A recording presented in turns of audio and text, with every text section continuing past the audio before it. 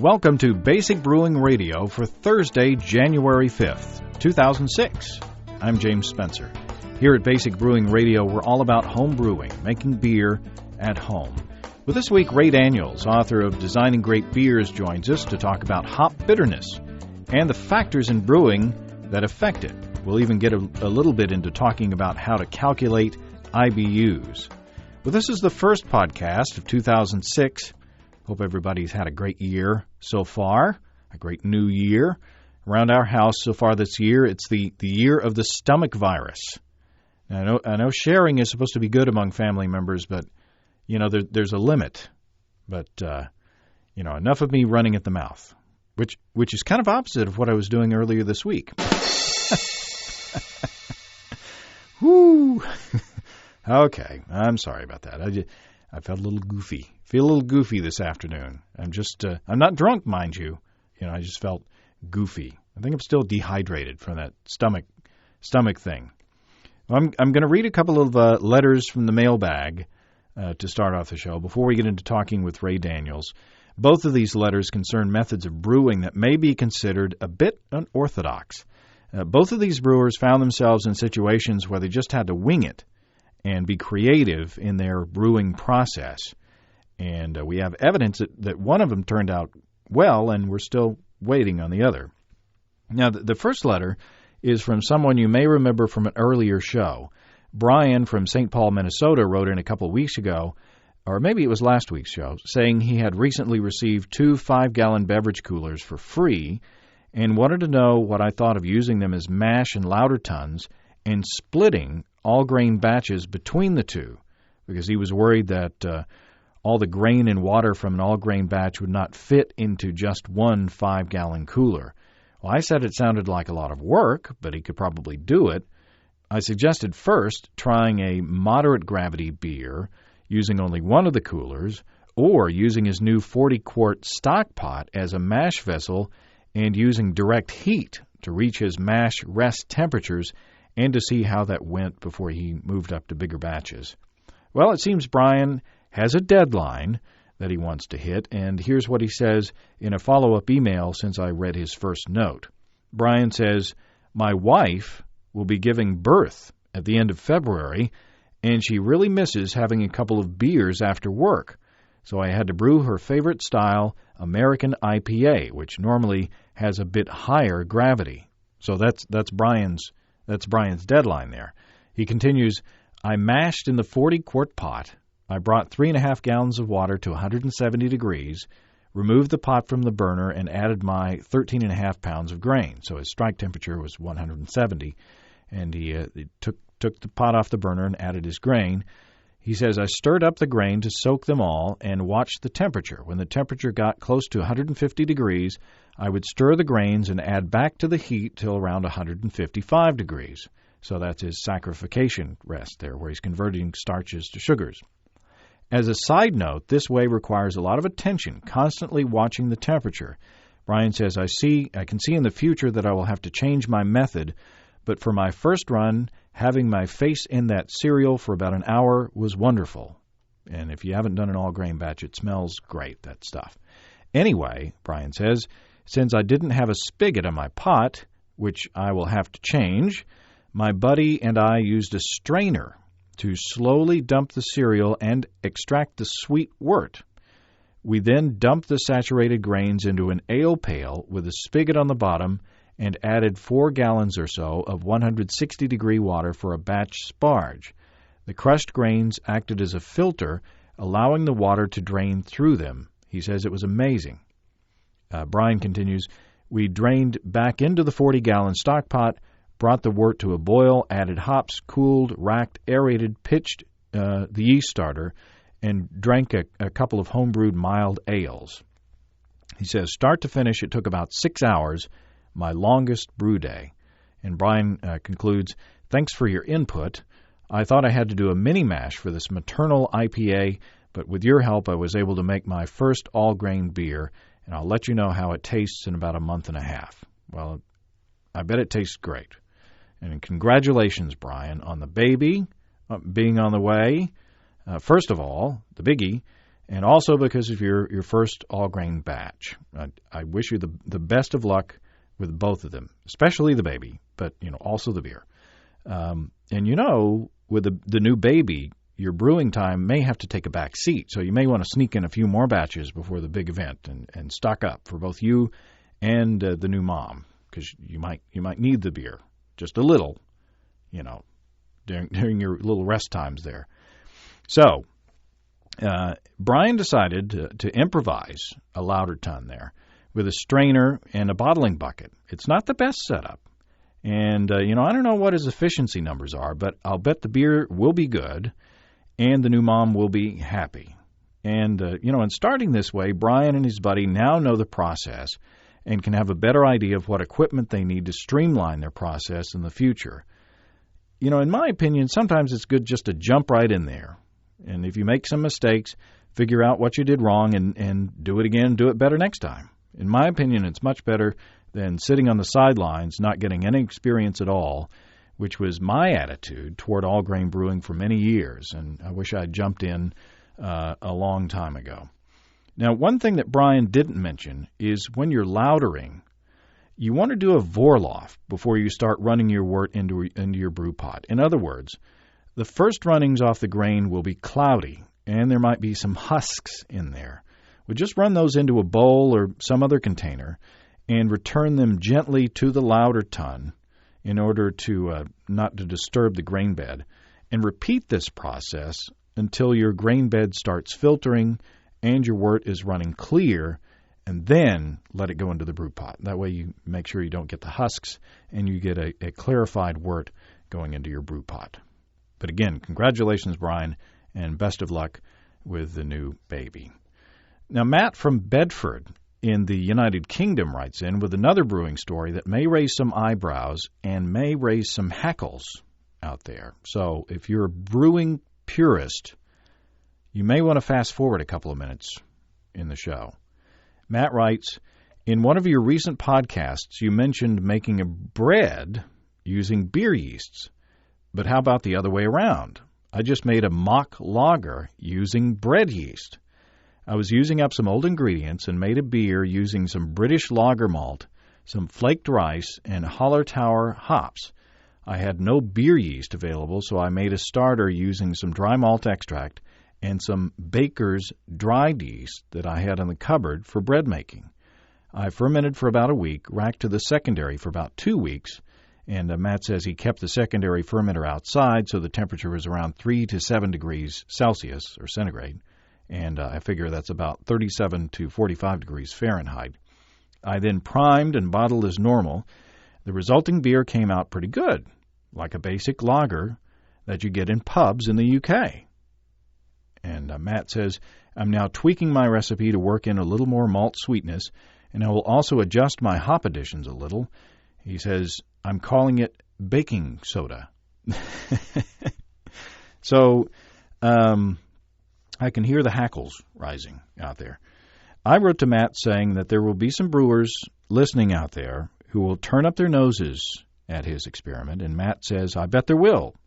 And he continues, I'm pretty new to brewing, but I'm very keen to try out new things. I'm quite tempted to split my next batch between 5 one-gallon fermenters and use a different yeast in each. And he says, yes, including the trusty bread yeast, just to see how radical the differences can be.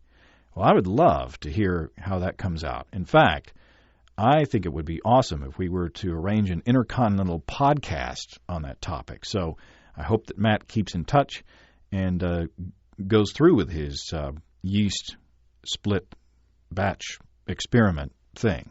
So there are a couple stories from brewers who are improvising and going against the grain a bit. And, I'm not endorsing Brian's lautering and sparging method or Matt's use of bread yeast as ingredient. But, at least Matt's method has yielded some good results, according to him. And I hope that Brian's improvised all-grain IPA comes out well. And I believe it will. Now, one final self-promoting note. Matt says he's interested in the all-grain DVD that I keep talking about and asks if it will be possible to get a hold of it in the UK. And I have a couple of pieces of good news. First, knock wood, I should be able to tell everybody next week how you can get a pre-release copy of the all-grain DVD that Steve and I have put together. That's next week. Also, unlike the extract DVD, I've not limited the encoding on the all-grain DVD to Region 1. In other words, people outside North America should be able to view it. There is one catch. It will be in the NTSC format. However, I believe it will work on computers that have DVD drives no matter where you are. I did some voiceover work for a German documentary that was produced in the PAL format, and it doesn't work on my DVD player, which is NTSC, but it does work on my computers that have DVD capability. And so I'm planning to set up a page to arrange for shipping the DVD outside the United States, just like we've got the extract DVD now. So hopefully we'll be a little more international in our efforts with the all-grain DVD. So I look forward to next week. It should be a blast. Now, enough self-promotion. On to the interview that I look forward to sharing with all of you. Ray Daniels is the author of Designing Great Beers, and he joins us this week to talk about hop bitterness and the factors in brewing that affect it. I mentioned your book, Designing Great Beers, on just about every show, and I know that well, thanks very much. It has made a difference in my understanding of how recipes are formulated, and you know, I've made recipes in the past, and they've turned out pretty well, but it may have been more of an accident than than anything else.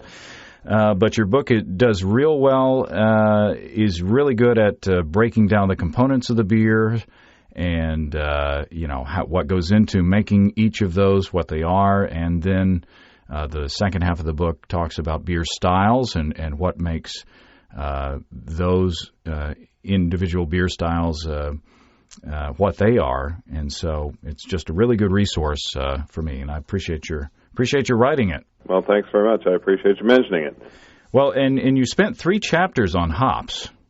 So hops are pretty important to the beer, wouldn't you say? Yeah, absolutely. No question about that. And specifically, I want to talk about bittering in using hops. I figure that it's best to break this subject down into chunks, and probably the most popular chunk on hops is bittering. What is it in hops that makes them bitter? Well, alpha acids, and you know, there are organic acids, organic compounds that actually in their native form in the hop are not very bitter, very low in bitterness actually. During the brewing process, when we boil hops or compounds derived from hops that have alpha acids in them, we convert those alpha acids to a different form, an isomer of the original alpha acid, which is bitter and has the bittering intensity that is needed for this compound to contribute the bitter character to beer. Now, is bitterness the same across hop varieties? Say if you use hop varieties A, B, and C for bittering, if you get the same IBUs from each, do you get the same bitterness? Well, no, and I think that bitterness has a couple of constituents. First of all, there are 3 different alpha acids, humulone, cohumulone, and adhumulone. Well, 3 major ones. I understand there's some additional ones that have been recently elucidated, but for the most part in brewing chemistry, we talk about the 3 main and well-known alpha acids. The balance, and each of them has a slightly different bittering character, although I don't know that I could, without reference to notes, talk too much about the differences between them. But they do have slightly different characteristics, and so the balance of, so different characteristics, and then the second point is that these 3 components of alpha acid appear in different ratios and different amounts in different hop varieties. So one may be particularly rich in adhumulone, another in cohumulone, a third in humulone itself. And and so that balance of alpha acids can have an impact on the bittering characteristics. That's sort of the first consideration. The second is, and probably less significant, is beta acids, which are a related compound which have a minimal bittering impact for the most part, but which can affect the bitter characteristic, the bitter character of the hops that you use. And then finally, we have the role of the essential oils, which are the other reason that we use hops in brewing. And even though most bittering hops, most applications of hops in a bittering setting will drive off the majority of those oils, they influence the way in which hops are perceived, the hop character is perceived nonetheless. And so that's another factor to consider, even in the selection of bittering hops. So an IBU is not an IBU is not an IBU? Strictly speaking, no.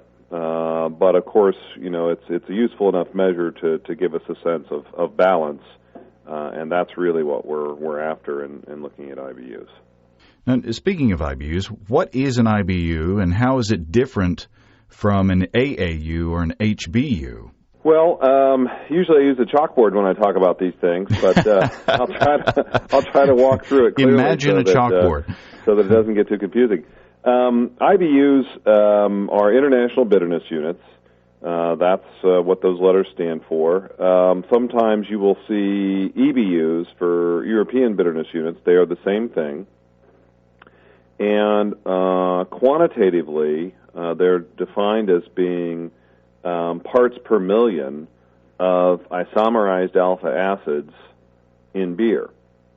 And that's the essential measure of IBUs. Parts per million turns out fairly conveniently to be equal in real measurements to number of milligrams per liter of beer.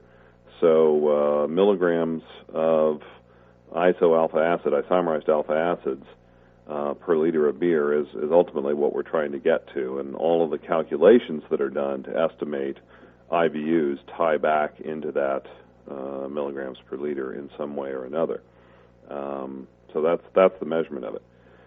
HBUs and AAUs are other systems, sort of shorthand systems for quantifying hop bitterness additions, hop bittering additions, without getting into this more complicated model that's involved in estimating IBUs.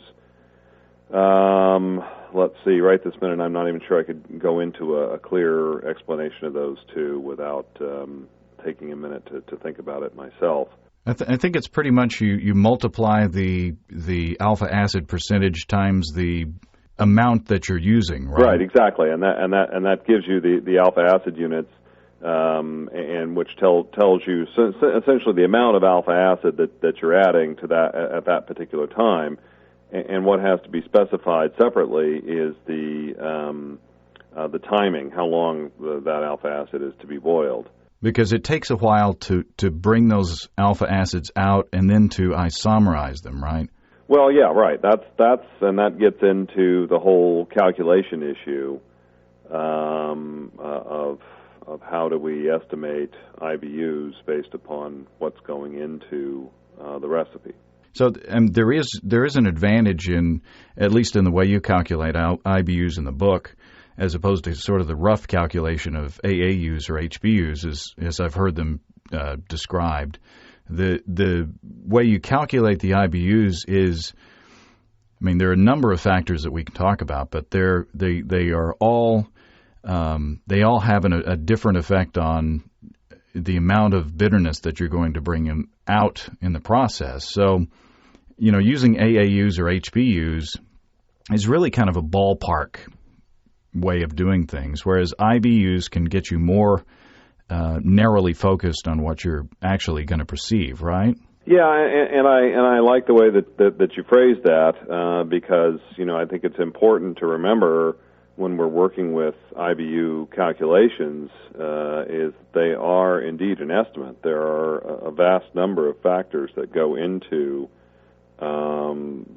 real utilization, the real milligrams per liter of isoalpha acids that you wind up with in your finished beer. And so any calculation is at best an estimate.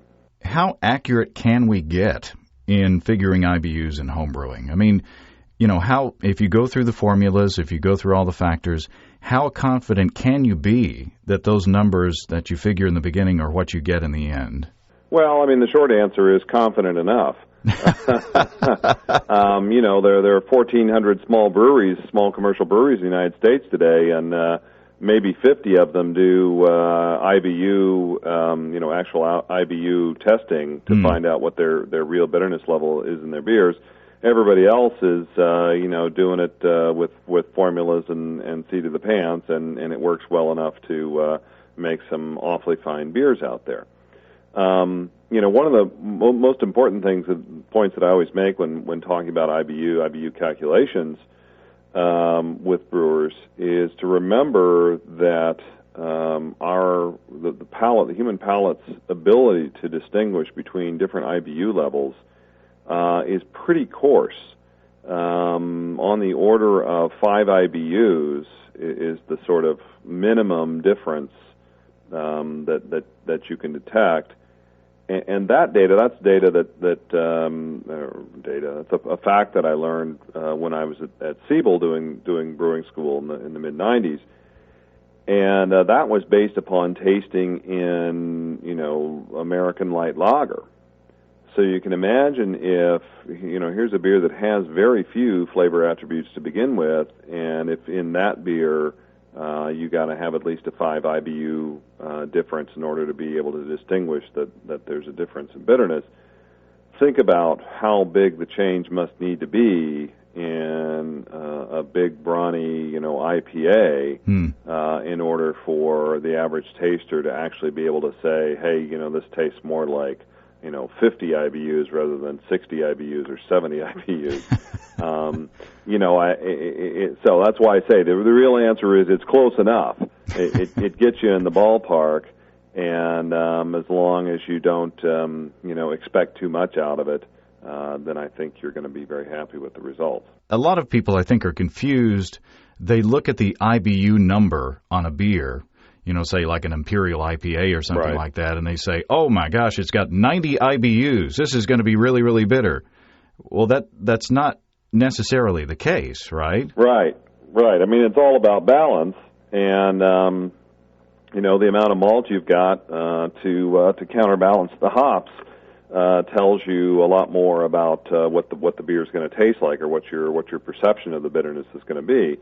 And I mean, that's what it's all about from the very beginning. I mean, an American light lager, you put more than about 10 IBUs in there, and it's going to blow you away.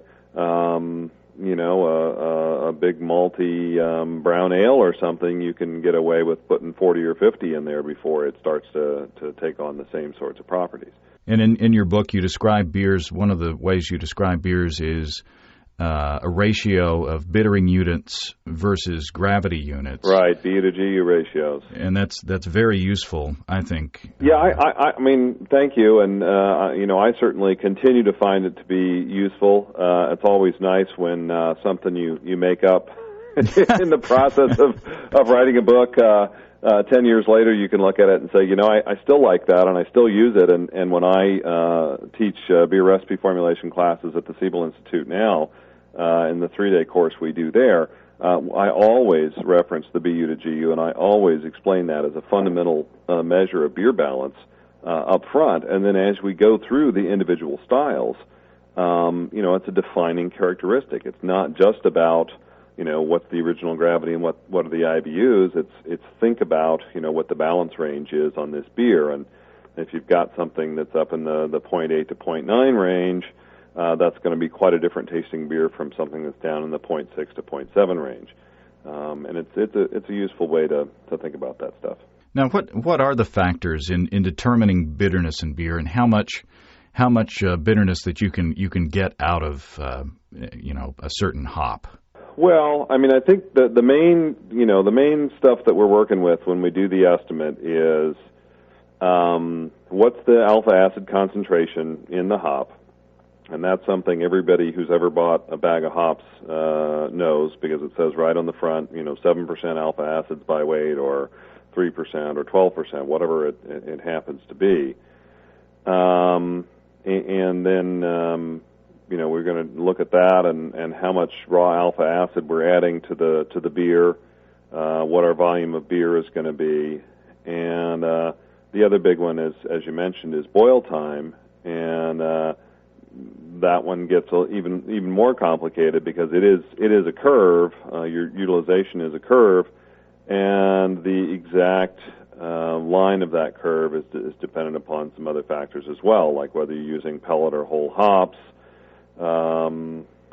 That's probably the main one, but the boil vigor, your altitude, things like that can shift that curve around as well. So those are all factors that go into thinking about the hop calculation. Well, let's take these one at a time. What about the difference between whole hops and pellets? Well, the pelletizing process is a pretty rough process. They grind the hops up and cram them through a little pencil pencil diameter tube to create sort of little rabbit pellet type things, and that process liberates the essential oils and the alpha acids from their home deep inside the hop, right down around the stem of the hop, and makes them much more accessible in the wort. As soon as those pellets go into the boiling wort, they tend to dissolve and disperse, and you've got almost instant dissolution of those components into the wort itself. When you throw whole hops in, it takes a little time for the wort to seep down into the middle of the hop, because the essential oils and the alpha acids are surrounded by the leaves of the hop cone. There's less physical agitation going on. There's less movement of wort around those chemical constituents, and so it just takes longer for them to dissolve in the wort to begin with. And just on your personal preference, do you prefer whole hops or pellets, or one for one purpose and another for another? Or I'm relatively indifferent, and I would say that in commercial breweries, what I find generally is that their system is designed for either using whole hops or pellets, and because of the way the brew house is designed, they essentially are compelled to use one or the other, and never the twain shall meet. That their ability to handle the hops in the kettle, their ability to separate the hops from the wort, either with the trub or in a separate process post-boil, those things really drive selection of hops. Qualitatively, I have never been confronted with any clear evidence that there were big differences between the two. Well, what about yourself brewing at home? What's your preference? You know what? I really go with if I'm looking for a specific hop. I probably have a slight preference for pellets, just because it reduces the amount of wort loss after boiling. I boil in a kettle and use an immersion chiller. I should say, well, we all boil in a kettle. I boil in a non-plumbed kettle, a kettle with no spigots or outlets on it, and on a Cajun cooker. And when the boil is done, I throw an immersion wort chiller in there and chill that stuff down, and then I use a siphon tube to rack the wort right out of there. It's sort of old-timey technology to a lot of people who have got these great plumbed systems these days, but it works well. The one downside to it is that your trub and your hop mass settle to the bottom during chilling, and so the more hop mass that you've got, the more wort you're going to lose, obscured by that hop mass at the end of the boil. So I would generally prefer pellets, but if I'm looking for a particular hop and it's only available in whole hops, that certainly doesn't stop me from going that route. So, but looking at whole hops versus pellets in just a utilization perspective, ounce for ounce, you're going to get better utilization out of pellets? Yeah, I mean, you're right. We usually look at a factor of about 20 to 25% on the utilization between whole versus pellets. Wow. Now, what is the biggest percentage of hop utilization that you can hope for? You're not going to get 100% of those alpha acids that are in there. No. Most research shows that around 33 to 35%, and that's at about a 90-minute boil.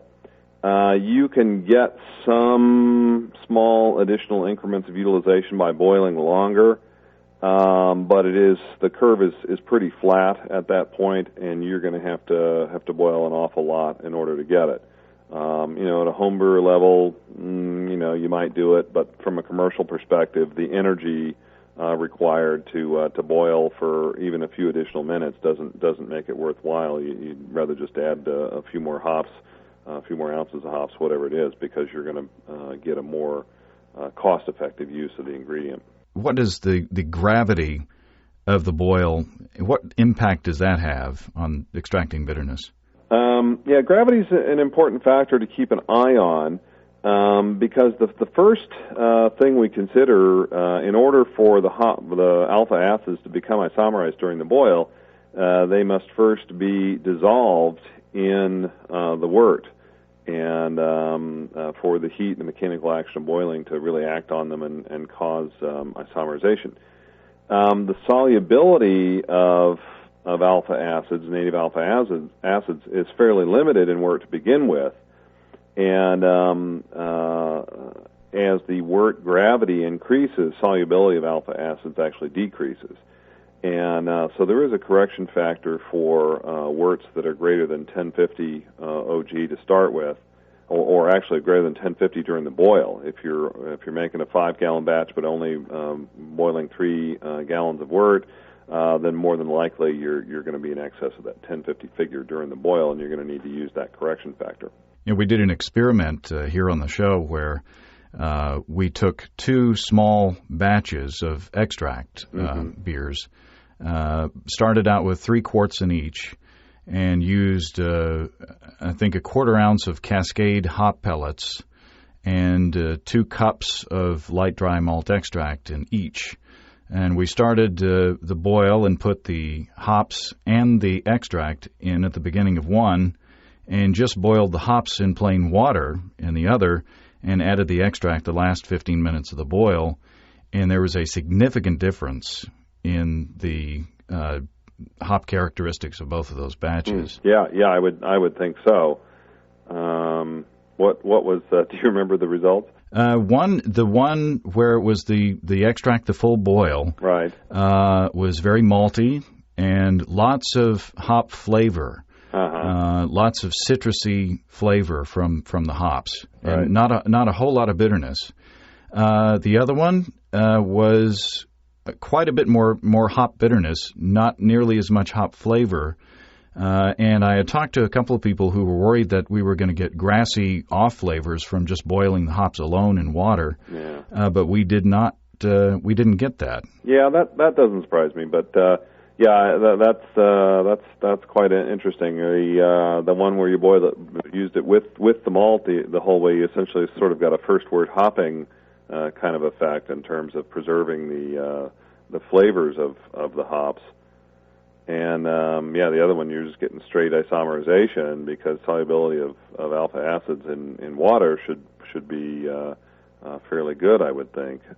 One issue that I did run across is that I kept having to stir the hops back into the water, the plain water, whereas the hops integrated fairly well into the rolling boil of the one with the wort. Interesting, yeah. No. I mean, it may affect. It may be that some malt would enhance the solubility overall, but interesting case. Did you notice the color of the water only after it had been boiled for a while, before you'd put the malt in? Yeah, you mean the color of the water basically. with the. Well, it was in a blue enamel pot, so it was kind of.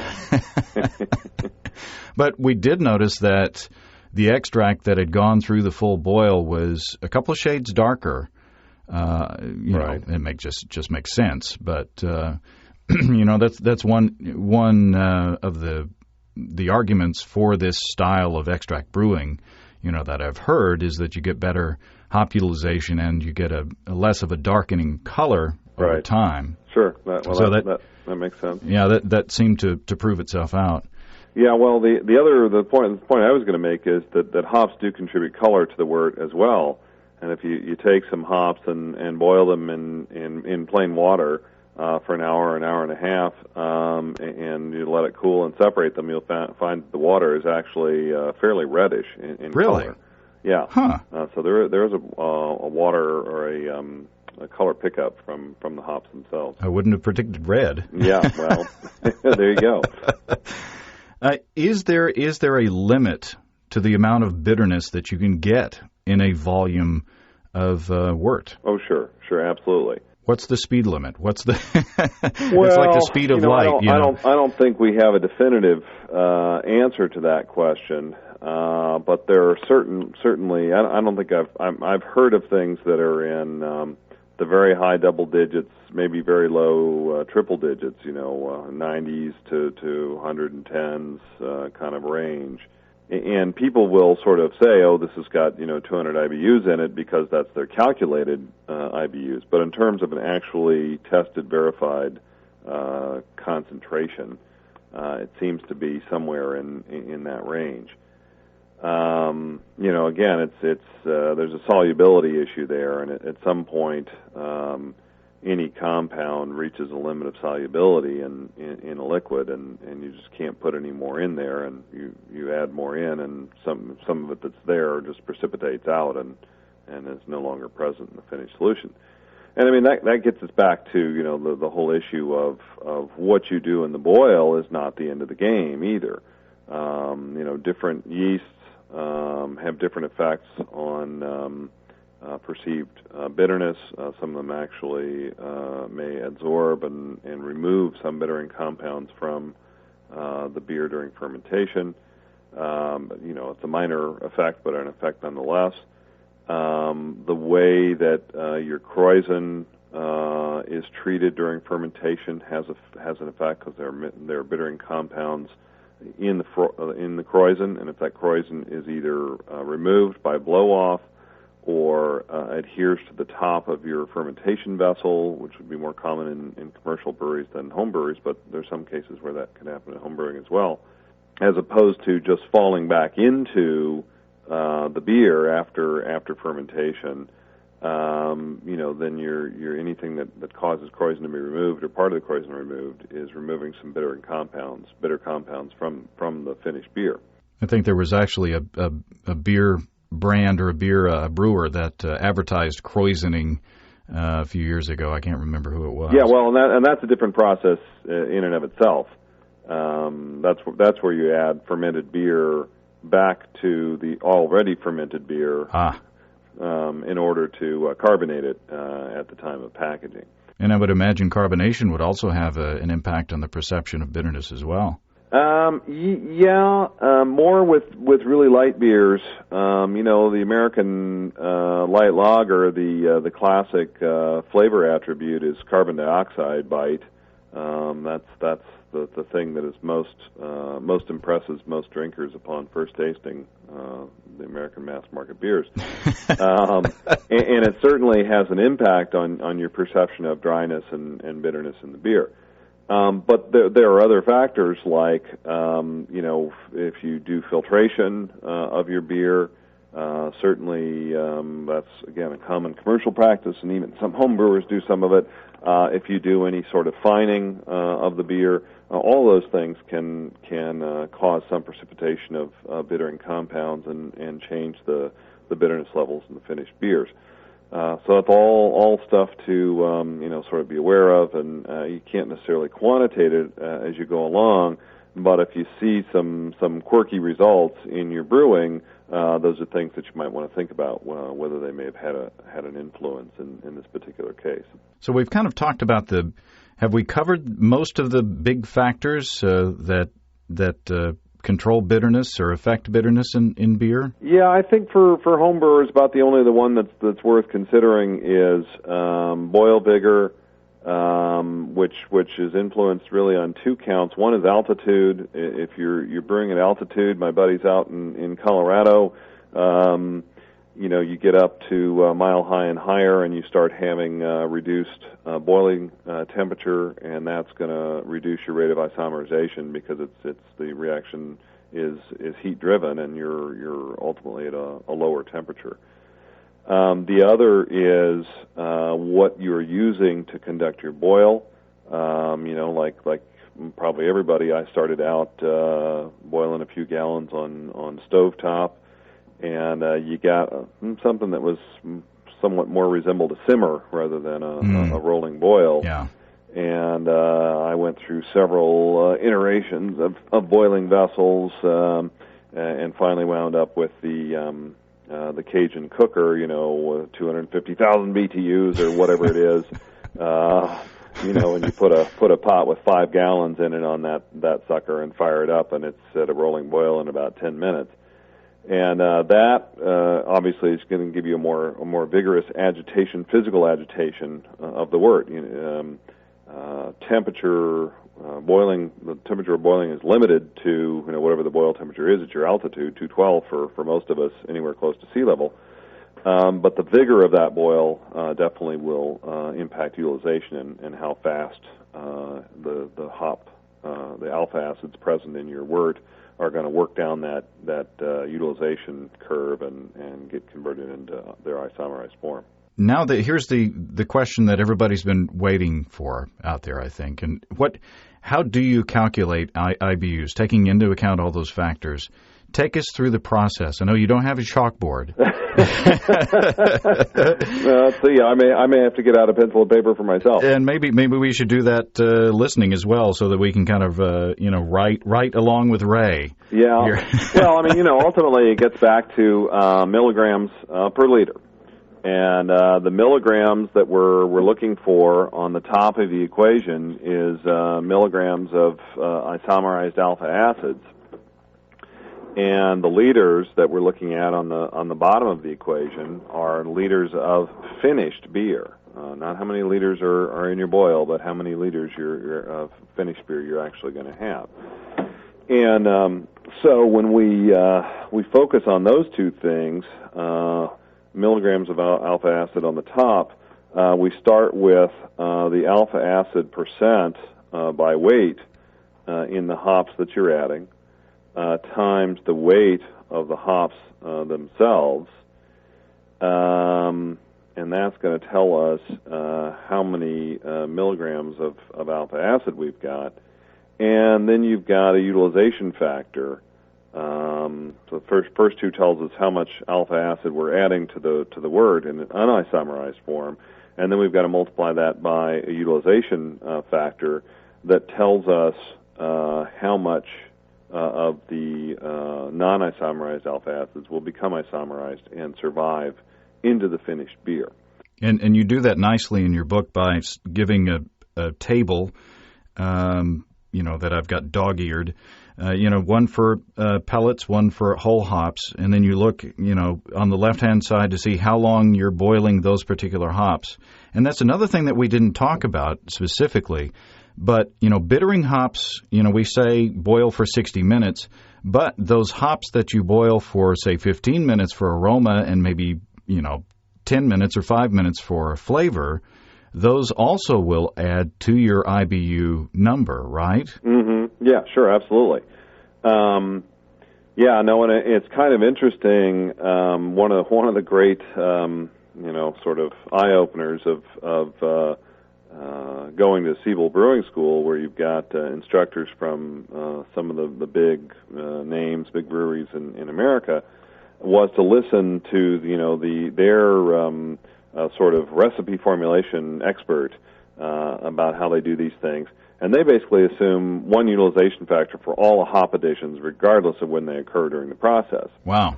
And I was like, but the curve, there's different utilizations. We don't care about that stuff. We're trying to get it in the ballpark. once we brew it the first time, we'll send it to the lab. We'll see, we'll get IBUs run on it, and we'll adjust it from there. That's not my department. Right, exactly, exactly. But when you got a lab to tell you exactly where it is, and when you're brewing hundreds of batches a week, and you can blend those together to adjust for being slightly off on one batch or another to hit your final spec, it's far less critical of an issue in terms of measuring it going in. And then if you have a large marketing department to market your beer, no matter what it tastes like, really, that kind of takes the edge off as well. Yeah. So anyway, get you in trouble. That gets us to the top of our equation. I'm getting Ray in trouble. Which is milligrams of isomerized alpha acid. And then on the bottom we want liters of finished beer. And the other thing that we'll see down there and that I put in the book and use is that correction factor for high gravity words. And without looking at the book, I couldn't tell you. I think it's your starting gravity minus 1050 times 0.02 or something, or maybe it's 0.002. Yeah, I meant to bring the book into the studio, but I forgot it. There's a correction factor there. So if you're doing a high gravity boil or you're making a high gravity beer, you need to factor that correction factor in there. And basically, what that does is just indexes up your volume to make it appear that you're making more beer than you are, so that you'll add more milligrams to get the desired bitterness. Because, as I said, the solubility decreases as your gravity goes up, and you'll need to make more isomerized alpha acids available in order to achieve the level that you'd like in that beer. So it's the alpha acid percent times the weight times the utilization number, and then there's a constant number that you use on top, above the line. Yeah, depending upon what units you're doing this all in. Whether it's English I've taught this to home brewers using ounces and gallons in U.S. units. I've taught it to professional brewers using pounds and barrels in U.S. units, and I've taught it to international brewers using grams and hectoliters in international units. And so that adjustment factor just depends upon what units you're using. And it brings everything back to milligrams per liter, our desired finished units. And then on the bottom we have the volume, and then if it's above 1050 in specific gravity, then you have the correction factor. Right, exactly. So that's it. Yep, that's the tried and true, the straightforward IBU calculation formula. And it stands most of us in good stead on a year in year out basis. And then in the book, you also turn it around to help people figure out how much hops that they're going to need to reach a specific target IBU level. Right, as well. Right. And if you'll recall, the sequence that I recommend there is that you decide on what aroma and flavor hops you want to add, because those quantities are driven by the desired aroma and flavor properties rather than by any bittering considerations. So figure out your aroma and flavoring additions, work out how many IBUs those are going to contribute, then go to your target total IBUs for the beer, subtract what you've already accomplished with your aroma and flavor additions, and that tells you how many more IBUs you need to add as bittering hops to reach your target. Then you can use that calculation that says, okay, I need this many IBUs, and I have a hop of this alpha acid content. What weight do I need to add to reach my goal? And you explain it rather nicely. It's not a book for someone who's never brewed before, but once you've got your process down and you know kind of what you're doing, then get designing great beers, and you can design your own recipes with a lot more confidence. That is the general idea. If you've never brewed before and you read it, it's going to scare the hell out of you. Yeah, exactly. Well, hopefully it'll send you back to a little simpler book like John Palmer's How to Brew, and kind of get your feet under you and figure out what's going on before you come back and start doing some of this stuff. There you go. Well, is there anything else that you want to add? It's a big topic and a lot to cover in just a few minutes, but I think we've done a pretty good job. Is there anything else? No, I think as always, let taste be the final arbiter, and if the calculations say you're getting 30, but it only tastes like 20 to you, then pump it up, put a little more in there.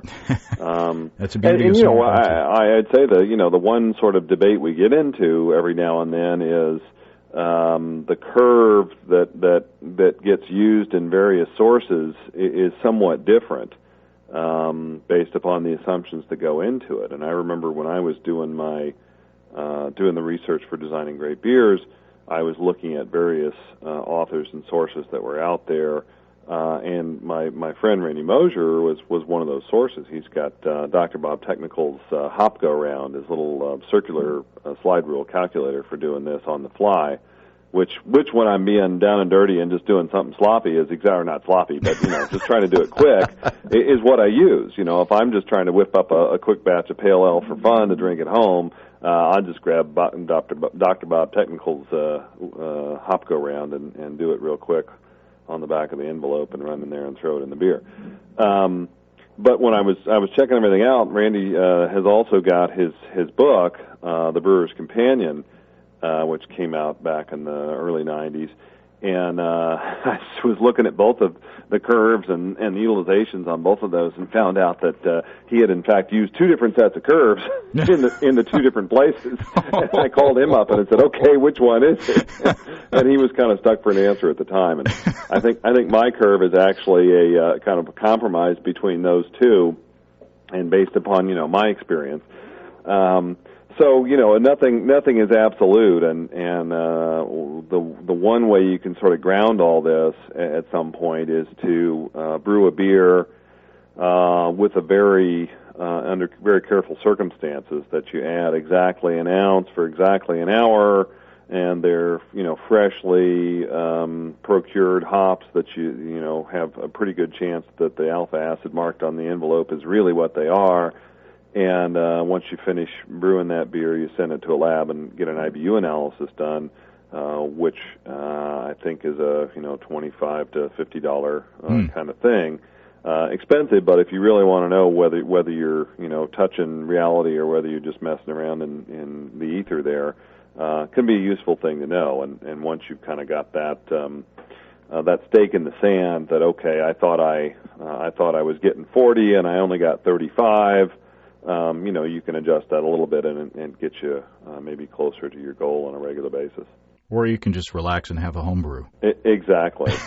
just have a good time and enjoy it. And I'm trying. I guess I did at one time have IBUs done on something, but I think it was past my sort of competitive prime as a home brewer, and so I never really used that information very much.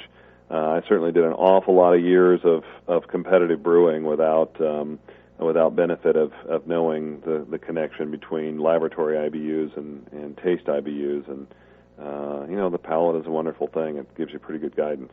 Yeah, I go by, if I like it, I think it's good. Yeah. Well, Ray, I appreciate your taking time to talk with us. Ray Daniels, author of Designing Great Beers. Glad to do it.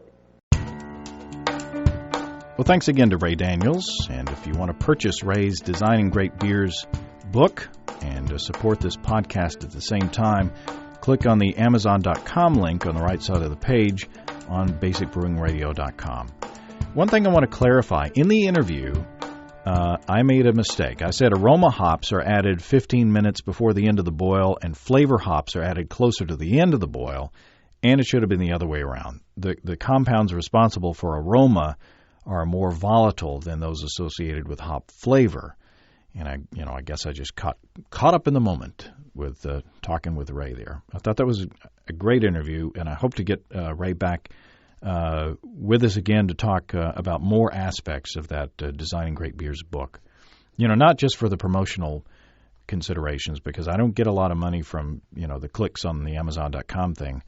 I just think it's a great book, and it's helped me a lot. So if you don't buy it from me or Amazon, on my behalf, that's fine. If you want to support your local homebrew store instead, or you find it in the library, you want to read it, or you want to borrow it from a friend, that's fine. It's helped me out. So that's the reason why I keep harping on it. I'm still working on next week's show. I don't know what it's going to be yet. I'm in the process of arranging an interview with John Palmer on lagering, and I'm hoping to get with Steve Wilkes and do another video podcast since the first one was so fun. So tune in next week for a surprise for all of us, I guess, basically. If you have brewing questions in the meantime, show suggestions, or just want to say hey, write to james@basicbrewing.com, or just fill out the contact form on basicbrewing.com. Don't forget to tell us where you're from. And if you're wanting to get into home brewing for the first time, while you're on our site, you can check out our DVD, Basic Brewing, Introduction to Extract Home Brewing. We'll walk you through the process step by step, and you can see a listing of the fine folks across the country who sell our DVD on our site. And if there isn't a vendor in your area, you can order it online. Well, that's all until next week. Until then, thanks for listening.